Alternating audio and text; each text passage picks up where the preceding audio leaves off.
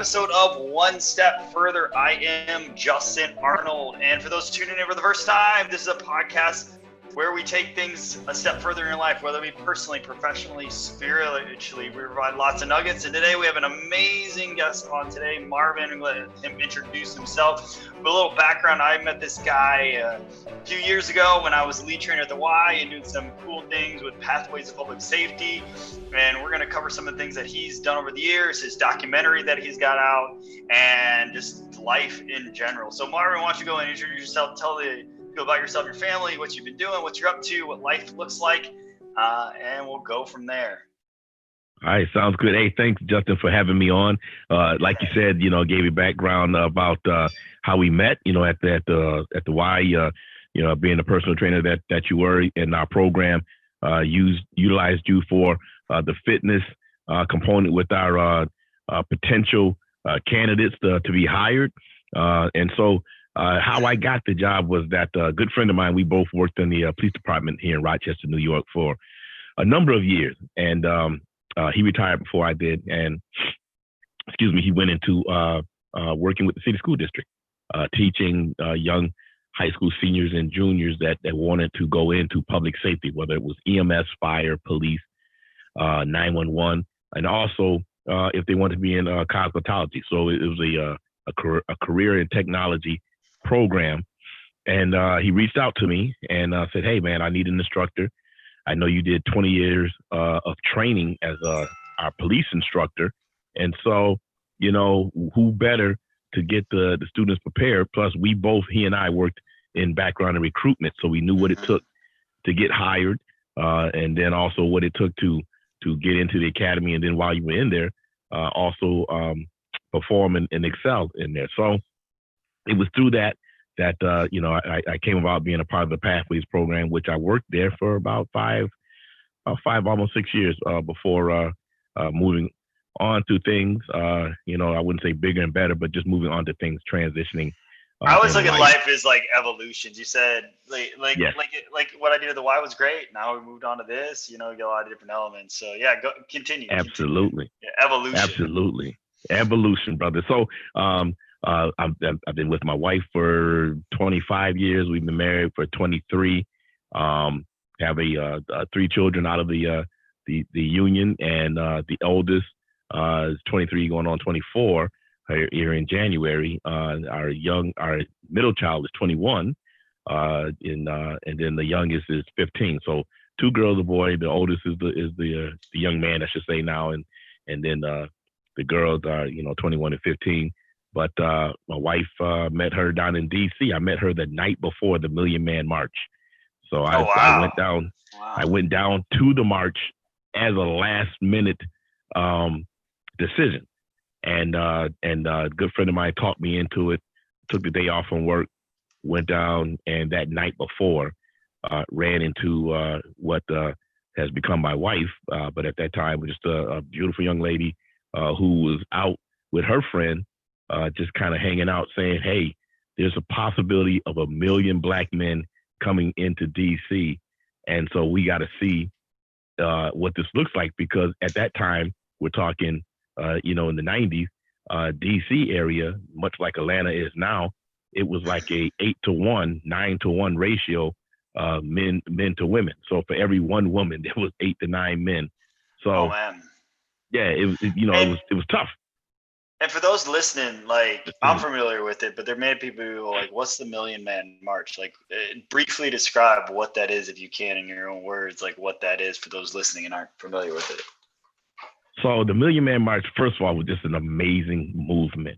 And again, the primary driving force behind that call to 1 million men atoning for just different things that we consider violations or letdowns to our community, to our children, to our women. So this was Louis Farrakhan, who was the leader of the Nation of Islam, was calling for 1 million black men. And he did a collaboration with many of the African-American leaders, as well as church leaders. So it wasn't just a movement that was called by the Islamic community, but it was just Black men across the board. And again, we're not monolithic in who we are and how we practice religion or any social construct. So that was the I guess the driving force behind that was to have 1 million Black men in one area to take a oath that they were going to do something positive in their community, for their families, for other Black men, to address those issues of Black men and violence and broken families and homes. Oh, cool. So ever since I've known him, he's always had really good energy, always positive. He comes in the room with a smile. And I love that about him because there's so many reasons, especially now, not to have that. But what, I guess, I wanted to jump to your documentary, but we'll get there, obviously. But like, why are you always that way? Like, people think I'm weird because I'm always like this. So like, you're one of those people. I'm sure people are like, how can he be so energetic and happy? And I don't know if you get that or not, but I get that. But you always got a smile. You always got a positive energy. Is there a reason behind that? It's just you were born this way. Is there a driving force behind it? Is your faith? What do you have a reason for it? Just curious. Yeah, no, that's a great question, brother. And I appreciate the compliment because I try to keep on what we call, I guess, some people call it a game face, but for me, it's just innately something in me. And part of it is religion, just my faith in God and knowing that He is in control of everything in my life. And so I know that I can't lose because of that, no matter how many challenges I may face or may even make it difficult for me to see a positive outcome. I always revert back to knowing that He is in control and that, He's already predestined me to be a part of something great and positive. So for that, I smile. And also, I had a lot of really inspirational people in my life growing up, men, women. I was not raised by my father, but I know who my father was and had to meet him. And we formed a relationship as an adult male. But growing up in and around the church, I had a lot of positive women, men who were, they always imparted nuggets of mentoring and inspiration that said, it's a lot easier to have a smile on your face, to be inviting and then get that return than it is to have a sour look on your face, to constantly be miserable and complaining because you're going to bring that energy into your area, into your aura. And so it was that. It was my practice with martial arts. Been involved in martial arts since I was probably 14, 15 years of age. And in that, they always talked about, the positive mindset, the warrior at times, but guardian, but, just that zen, that inner peace that controls your outer peace.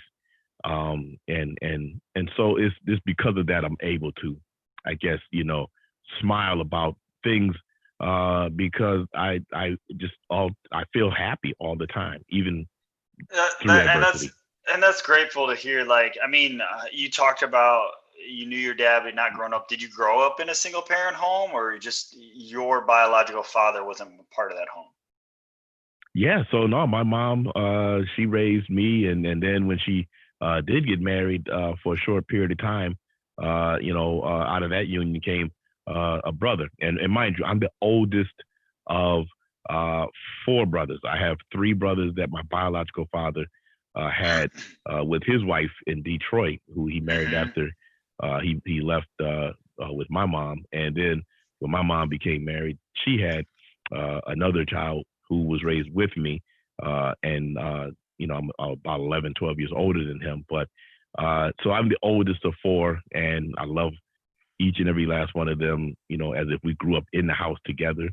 Because I did get times to go over to Detroit to visit my family over there. So I got to know them as young adults. I would say in my adolescence, in my teens, we first formed our union. But yeah, it was my mom.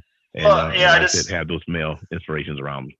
Yeah, and I just wanted to bring that up because I caught that, and for people that are listening, it's like I think these are key pointers to know because like that's part of your story, and then when we start diving into like what you're doing now and the fact that you're positive, like you have these reasons to again have excuses or reasons, but again, like if you missed it earlier on, we met in Pathways to Public Safety. This guy was a police officer, and I'm sure an amazing one at it. And he obviously wanted to continue to create future police officers. And through all this, through his experience working with the police department here in Rochester, he had his experiences. And 10 years ago, you came out with this documentary. Is that correct?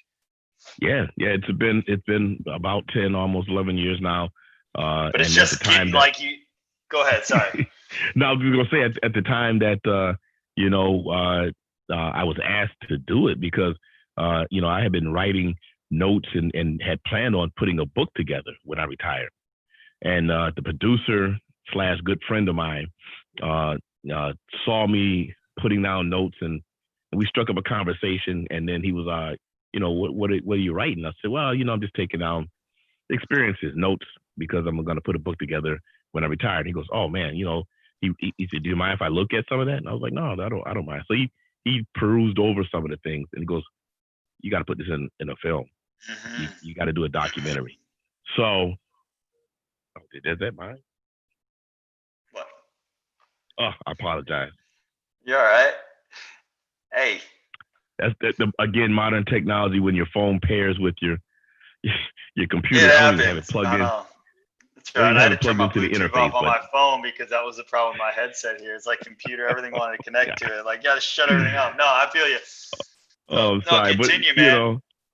So, long story short, we went and embarked upon filming interviews with other police officers like myself, talking about their experiences, on the department as a Black man in law enforcement, knowing the historical construct of law enforcement and what it is and what it's meant to the Black community. Law enforcement has not always been a positive entity to African American and indigenous people. So when we talk about respecting the blue, respecting law enforcement, it's a different narrative for Black people because the experience is different historically. So, for me to go into the occupation of law enforcement, my grandfather, I remember him at my graduation saying, to me, you're the only officer I'll ever know and love, because for his experience, we're talking about the early 1900s. That man experienced, post, we're talking slavery. So we're talking Reconstruction, civil rights, and he was in the Jim Crow South.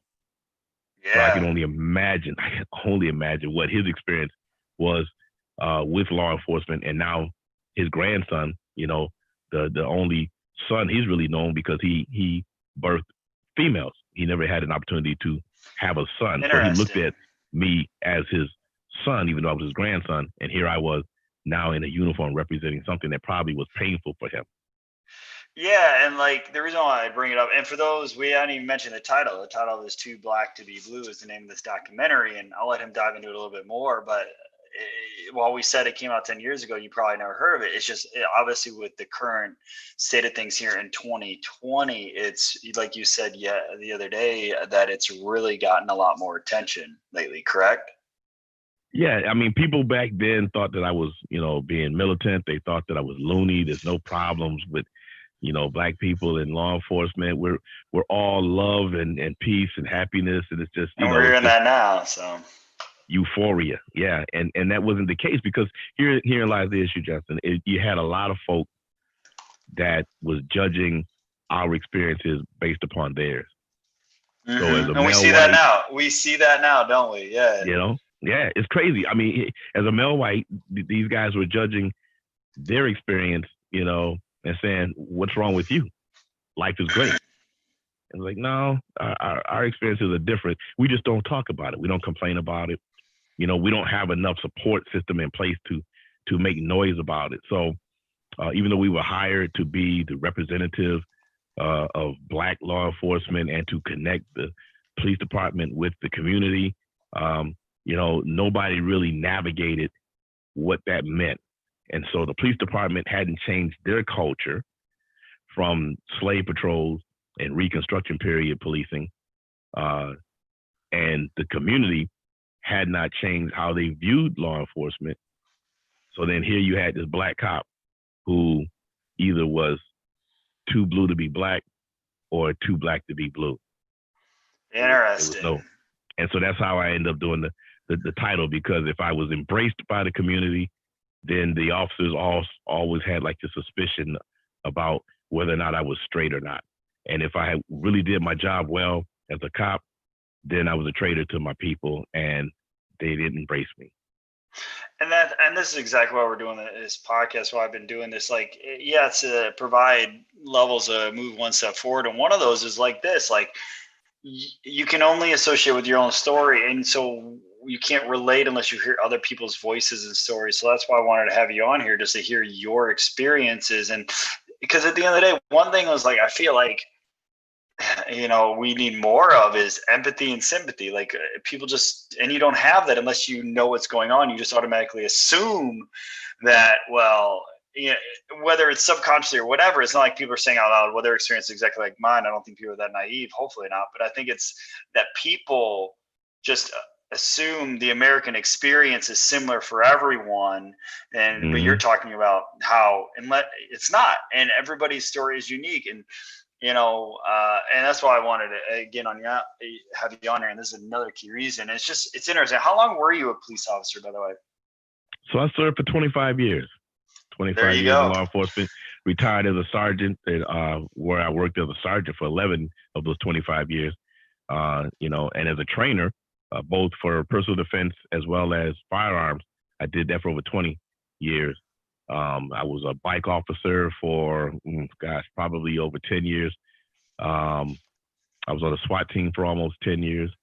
And like I said, I worked backgrounds in recruitment. I also worked in Vice for about 3-4 years. And so, quite 25 years. So 25 years, and you were still dealing with all this. Like, it's like, I couldn't imagine what that's like to be like in this position where you became a police officer, but then you're struggling not only within the Black culture, but within the police culture. And I still see that today. Like I'm friends with some African-American officers, and they're telling a similar story as you are. I will not mention their names, but it's just interesting that 25 years. And then these are some people that have been in it, more recently. It's 2020 and we're still hearing that. So, right. Man, there's so many things on my mind. Like, why did you say that? Like, how did you get through all this? Like, what do you get? Like, it blows my mind. So let's just start there. Like, what was it like for 25 years of that and still to move forward? I mean, SWAT, sergeant, it wasn't like you just floated wide, waited to your retirement. You still tried to advance yourself. So, man, so many things on my mind. Like, I guess, like, what kept you through all that through those 25 years and keep this smile on your face when you're dealing in this interesting arena of sorts? Yeah. Well, again, I always quote a young man that I find inspirational, the hip hop preacher, Eric Thomas. And he always says, what's your why? I knew when I came on the job in 1989, what my why was. I knew why I was joining the police department. I knew why I wanted to be a cop. And I think a lot of times that question is not put to the officer candidate before they become the officer. Why do you want to be an officer? What are you looking to get out of this? What are you looking to give to the community and to your fellow officers? And so when they join the police department, they have a different picture of what they think it is. And while they're in there, because if they don't know their why, then when they get in there, they become peer pressured and they group think, and they find themselves doing and assimilating to someone else's why and not theirs. And so they lose sight of who they are, their identity, their real reason for being an officer. And, that's when they find themselves, and I think, in compromising positions wherein you make bad choices, you find yourself with wrong people, you have a horrible perspective of what service is. And so instead of being the servant leader, you're looking at people as if they should be beholding to you and subservient to you, and appreciate the fact that you even want to protect them when it's actually your job to protect them, Yeah. regardless of political or religious, gender or ethnicity or sexual identification or orientation. You took the job to serve and protect everyone. I love And that. you took the job to be a guardian to everyone. The warriors are for those who serve in the military. And I spent 27 years in not one, but two branches of military. And I know the difference between a warrior and a guardian. And nobody in policing should be a warrior.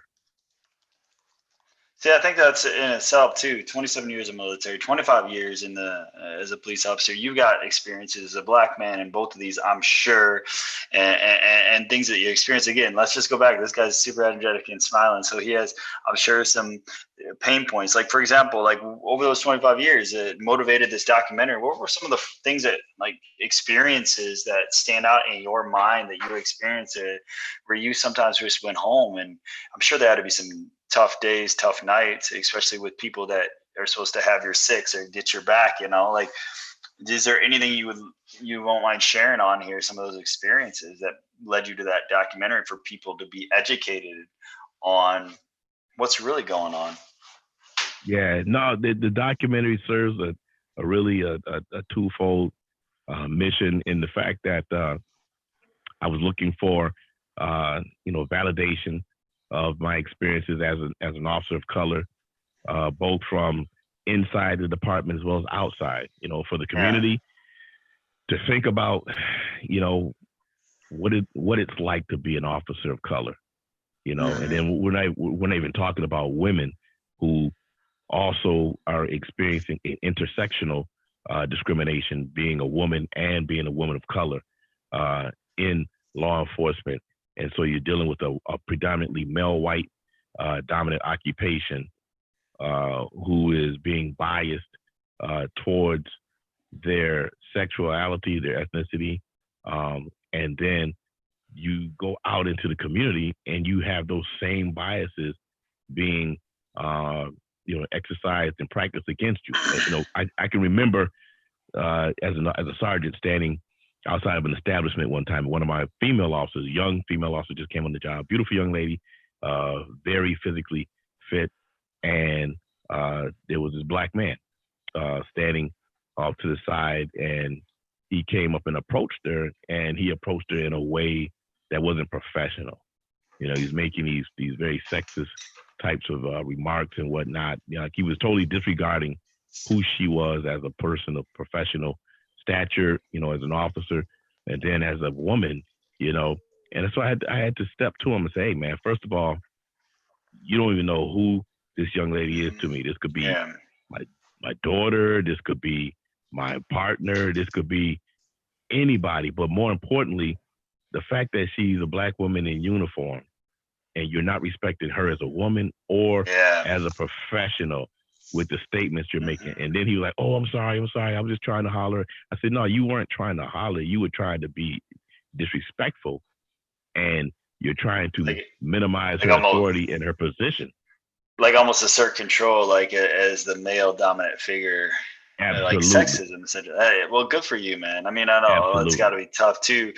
Man, it's just got to be tough in your experience in your life. So, man, like, I guess so. Like, obviously, you put out the documentary. You're getting a lot. Like, how is that relatable? Like, how, since our podcast is one step further, like, how is that relatable to today's climate, especially, from the George Floyd and the things that we're seeing, and the police and the news and everything else? Like, how, if somebody that's listened to this, like, what was something that you'd want to say here? Obviously, watch the documentary if you haven't watched it, but what's something you want to tell some people that are like conflicted? Because again, like, we have, like, for those that are listening for the first time, I have a black wife. We have biracial kids, but we are friends with police officers, love police officers, but we also believe Black Lives Matter. So I'm sure something similar, man. Like, what would you want to say to some of those people that are listening?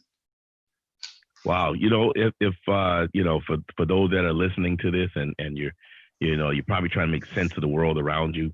The biggest thing is understand that we are human beings at the end of the day.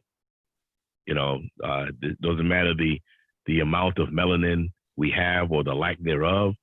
We're human beings. We feel cold, we feel hot, we feel pain, we feel joy, we feel sadness.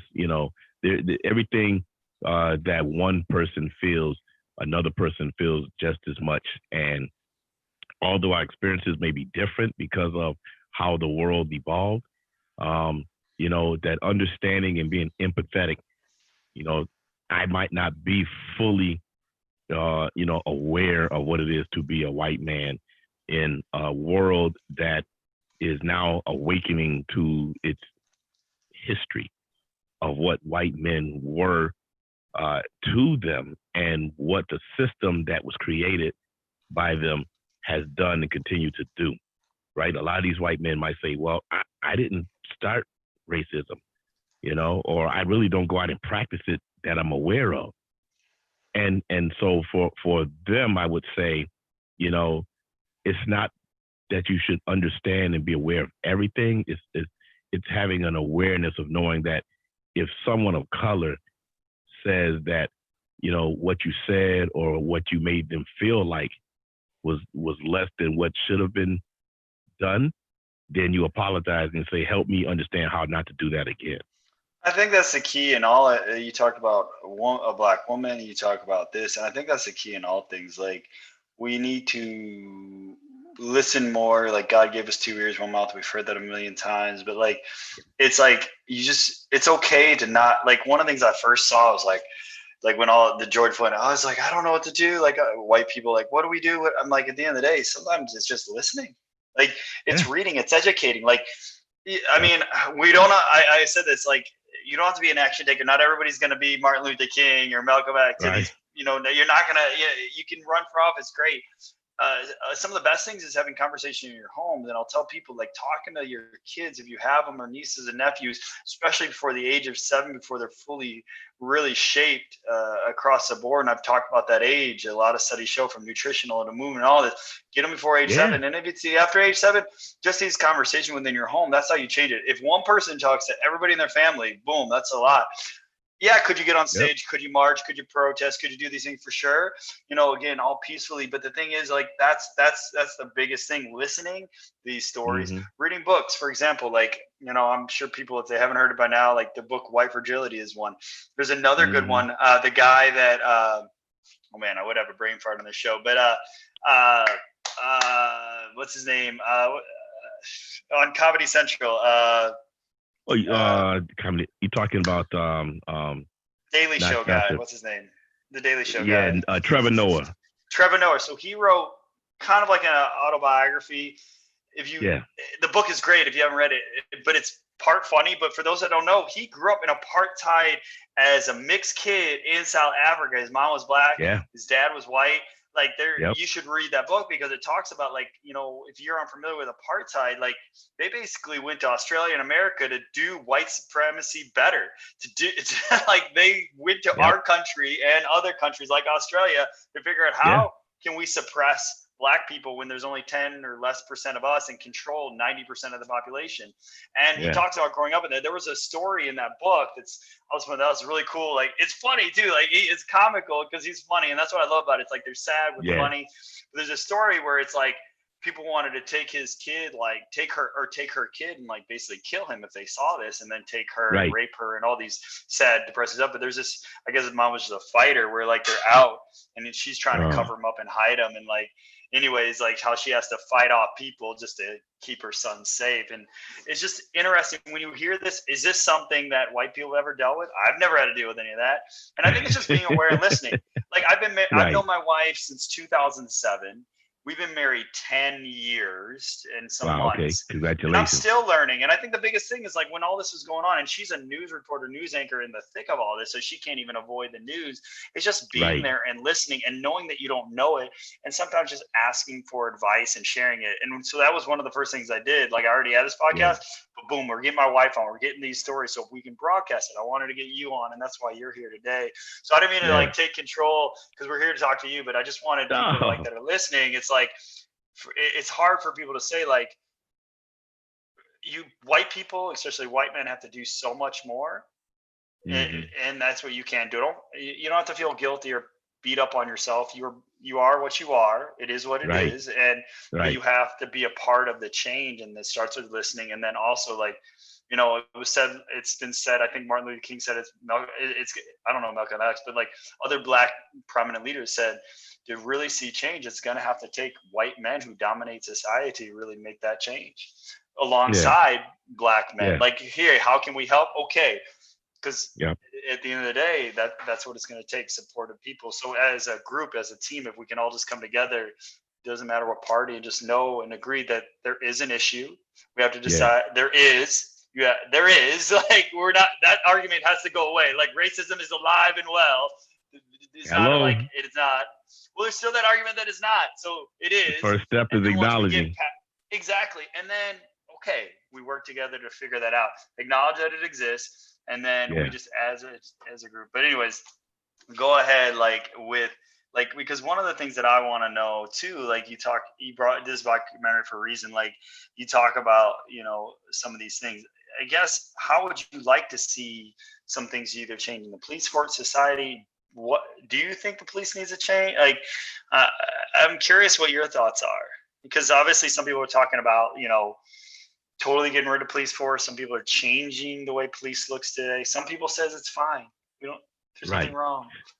Well, I mean, you know, we go back and we think, you know, Malcolm X wasn't embraced because his message was unapologetic. Martin Luther King was not embraced. We embrace him now, but back then, you know, he was spied upon. He was despised. And let's be clear. The civil rights piece was major in his movement, but the piece that is unrecognized was that he was striving for social economic independence.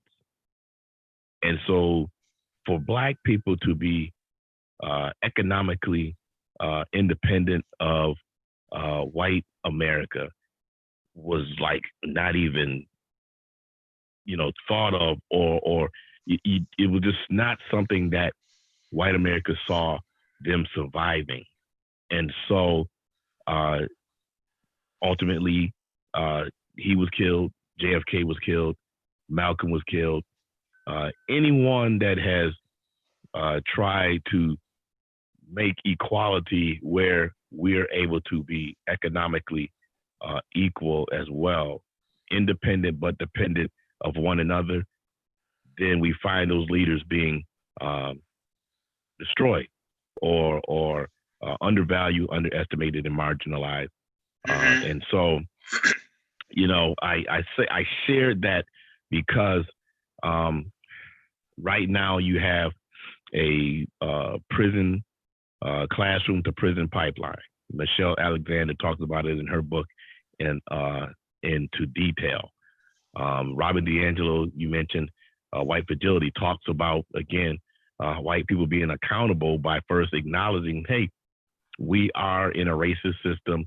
We benefit from a racist system. We have privilege, whether we understand what it is or not, we still have it. And part of that privilege is not being redlined, wherein you can move and live anywhere you want. But Black people or people of color, they're redlined out of certain districts and places to live, and relegated to areas that are underrepresented. So I'm going toward the great question and the biggest elephant in the room. How do we envision policing moving forward. Mm-hmm. I think that policing has been all too often the fire extinguisher to every social issue in life and in America. You got a bat flying around in your house. Call the police. They'll come get it out. You got the neighbor trouble. You got domestic troubles. You got a number of different issues. Call the police. I've said this before. Police do so much. You guys are responsible for Too get much. the cat out of the tree, arrest a burglar. Too much. Get the bat out. Yeah. And so when I had to get the bat out the house, it was after midnight. Animal control was not available because of funding. They had to go home. This was clearly their job. I had no equipment to deal with rabies. What about rabies? Come on. So here I am, Justin. I'm in a house. I'm spraying. At that time, it was mace. We didn't even have pepper spray then. It was mace. So I had a little stream of arc of mace that came out of. I was able to get in the room enough to get the lady's baby out of the room and then hand the baby off to her as I sprayed the mace, trying to hit the bat and hoping that it would drive it back out the window. So this went on for about an hour. I wish I could have been a fly on the wall for that one. Trust me, it gets better. So she has a can. She has a can of formula, and I pick up the can of formula after I've almost emptied my entire can of mace, spraying at this thing, and I launched the can of formula at it. It was sitting up into the corner of the in the room. I don't know how I perfectly shot this thing, but the can hit the bat, and it killed it. The bat dropped to the floor, and the can dropped. And I looked at the lady, and I'm covered in sweat and mace, and I'm like, okay, you gotta leave the windows open because this stuff's got to air out. It's not good for you and the baby. And I said, are you all set? She goes, yeah. What about the bat? I go, I'm not picking that up. And I turned and I left because I was like, I don't have nothing to pick this thing up with. I don't know if it's completely dead or not. I know I hit it and it dropped and it didn't move.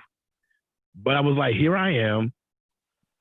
I'm not equipped to do this. And I know it's a little bit humorous and it's really bad that I left the bat in the house. But I was like, this is totally outside my scope of my job. But who else is responsible? It's like, if we don't know, we call the cops or we call the fire department, So I shared that crazy story because all too often the officers are put in those positions. And here, that position wasn't as bad as, say, with Daniel Prude, where you got an officer kneeling on the back of the man, and you got the other officers with his hands pressed on his head, and have him in that position where we know positional asphyxia is prevalent. The death of people in those positions are high because you have to allow your diaphragm and your lungs you brought that up. to expand. And if you have something compressing both of those areas where the lungs can't expand and contract, then you asphyxiate them.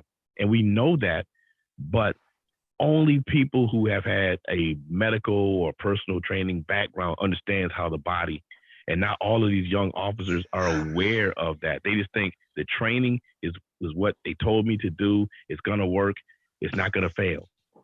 And you gotta know so much more. And so there's too much onus on people. There's too much onus, and that's why you gotta look at not the funding, but reallocating funds to people who have a better handle on that job. And would you say that's would you say that's a better definition of defunding? Maybe defunding is not the right term she should be using, but it's not like getting rid of costs, but it's literally just reallocating, like you just mentioned, because that guy was drugs and mental health. And this is what I saw afterwards, like no empathy for human life. Well, you should have, like, at the end of the day, a dude's dead. And whether the cop said was protocol or not, should that be protocol? Is that we should question these things, because at the end of the day, society is never perfect. It never will be perfect. It only exists in the eyes of the Lord and Jesus Christ. Right. So to me, we should always look for ways to be better. Now, should we crucify them? I don't know. I'm not a lawyer. I'm not a judge. I'm not a cop. Right. I can't decide. Right. when I saw that video, though, I can tell you how I felt. I felt that was horrible, and I was sick to my stomach, just like watching George Floyd. That's what I can honestly say. And if you have emotions and feelings for human life, that should be a common feeling. And that was the thing. Like, I saw that. Honestly, my personal feelings, like when I saw that, just the video at its scope, the video that was all everyone saw, I felt worse than when I saw the George Floyd one, just personally, because it's like, he's doing, like, I know my power and strength and push-ups. When I see a guy in a plank position, I know like what that is. Like, I do that, and I'm like, it's a lot of, like, I would just think consciously, why? Like, why? Like, I started crying when I saw it, because I didn't know about the drugs. I didn't know about all this, but I'm like, all I thought, then I picture, I got a son. I'm like, oh my God, what if my son, for whatever reason, and then people say, well, he's growing up in a good home and he'll never be exposed. And like, maybe that's the case, but mistaken identity, we hear these things happen. You don't know what life holds. And it's just from face value, it was hard to watch. You raise a great point. A lot of people say, well, you know, in a good home or good parenting, it's like no one is deserving of death because you have an environment that's not as, you know, I would say not as, you know, well suited as others. Like, okay, no one should be put to death because they come from a single parent home. And no one should be put to death because they live in an underrepresented community, right? Or how about if you make a mistake and you took the bag of chips and you get charged with larceny?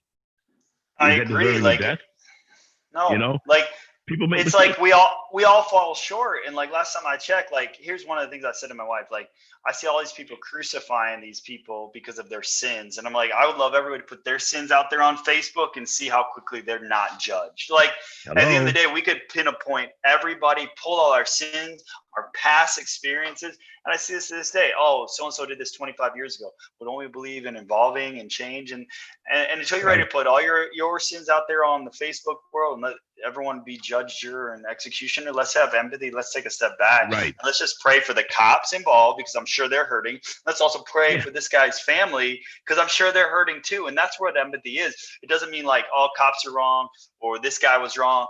Like, at the end of the day, it's okay to feel for this guy that just got, you know, that died. And it's okay to like have feelings for the cops while also feeling for the victims, you know.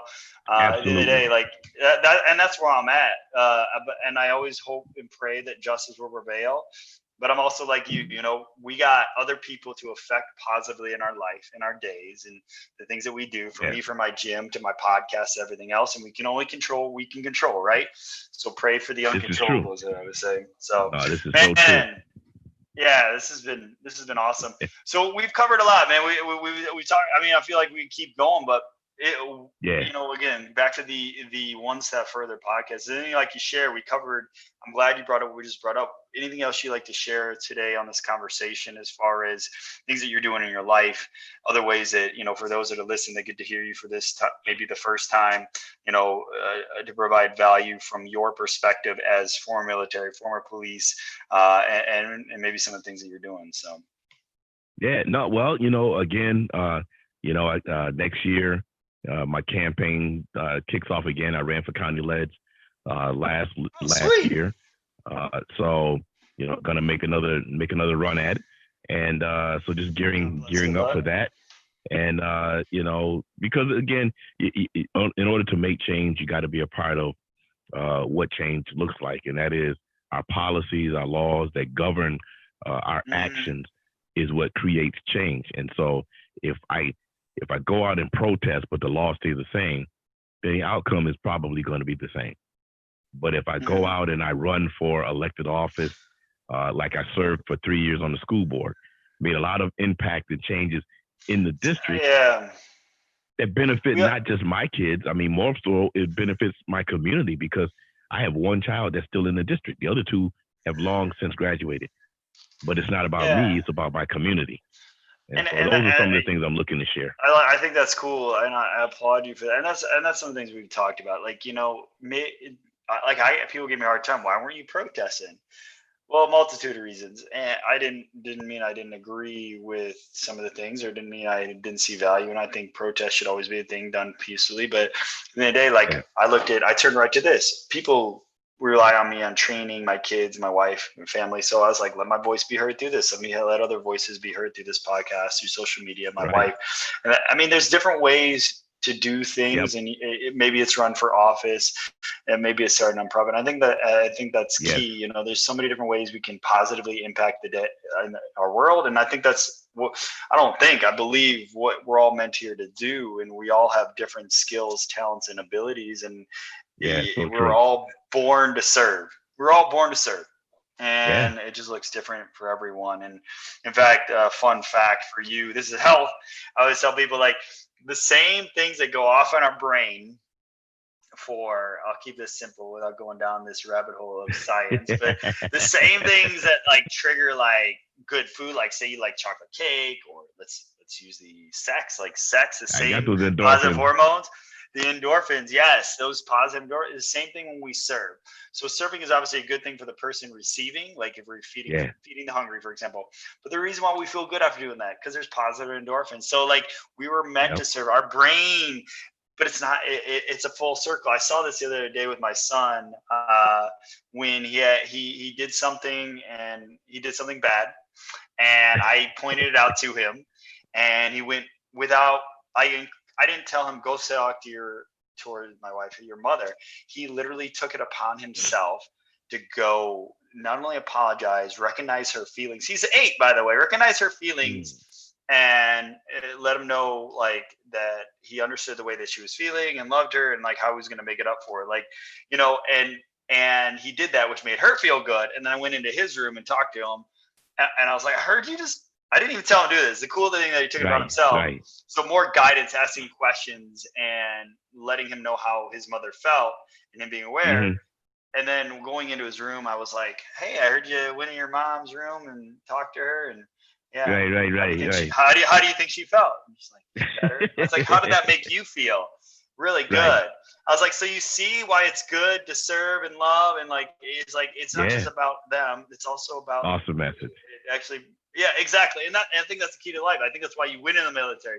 You went in police. Why you're doing the documentary. Why you're running. Like, that is your life. You probably don't even realize you're like, hey. So, and I just think that's cool. Like, so this guy, I'm going to definitely put some links on if you want to reach out, because we could talk again. We've been on this for about 45, 50 minutes. So definitely an hour's worth of good stuff there. But again, maybe we'll have him on again.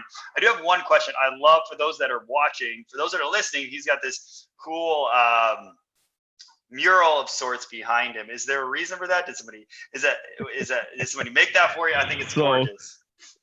So totally random. I was staring at the whole time. I want to know about it. No, you know what? Well, COVID put everything on hold, and I had to do stuff from home. So I had to set up in our living room, and so this rug my wife and I bought years ago was going to go on the floor. And I was like, that rug's too beautiful to put on the floor. Who wants to walk on that? So I painted the wall to where I could put the rug up on the wall, and it would blend and be kind of like you said, a mural. And the thing that was so peaceful about it was they had these beautiful young Black girls with the little pigtails, and they're praying. So when I look at this thing, I see my daughters. I can remember growing up and having cousins who looked like this. And so it's just, again, we're talking about sense of identity, belonging, family. You know, when my kids walk throughout the house, you know, they would see this, you know, and understand that, okay, this is a house of faith and worship. However you figure you fit in the grand scheme of worship, whether you are constantly walking around praying and thanking God, or if you just, you know, every so often reflecting and saying, okay, got to give God some time, that type of thing. You know, I was raised in a very religious home. And at one point I was like, man, I'm so tired of going to church. This is crazy. Why do I have to go to church all the time? Right. But it was such a blessing because it instilled this sense of service, the sense of understanding that there's something greater than I. So that was, you know, the placing of that on the wall. And then with COVID, all of my Zoom meetings are here. When I was teaching my students virtual class, it was here, and I always had that for a background. So I was like, I don't need a green screen.